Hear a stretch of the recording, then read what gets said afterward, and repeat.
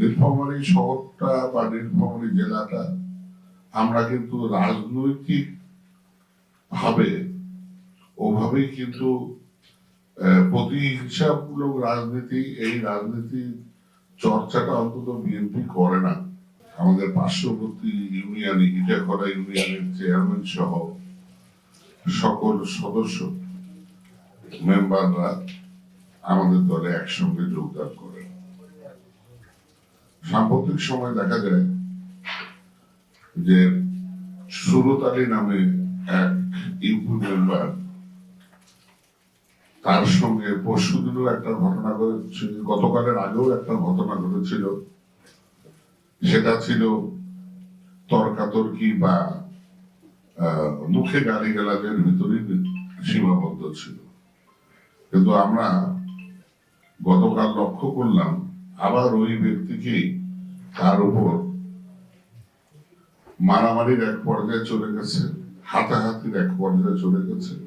এক পর্যায়ে তাকে আমরা নীলফামারী সদর হাসপাতালে ভর্তি করে এবং তার এখনো চিকিৎসা চলছে। আমাদের কাছে প্রশ্ন হচ্ছে যে নীলফামারী, যেটা আমার সদস্য সচিব বলেছেন, আমার নেতৃবৃন্দ আছেন, আপনারাও জানেন, নীলফামারী শহরটা বা নীলফামারী জেলাটা আমরা কিন্তু রাজনৈতিক ভাবে ওভাবেই কিন্তু প্রতিহিংসামূলক রাজনীতি, এই রাজনীতির চর্চাটা অন্তত বিএনপি করে না। কিন্তু সামনে 12 তারিখে ভোট। এই ভোটকে কেন্দ্র করে ভোটের আগে একটা সদ্য জয়েনকারী সদস্যের উপর এভাবে হামলাটা আমরা তীব্র প্রতিবাদ জানাই এবং এটা ন্যাক্কারজনক বলে মনে করি।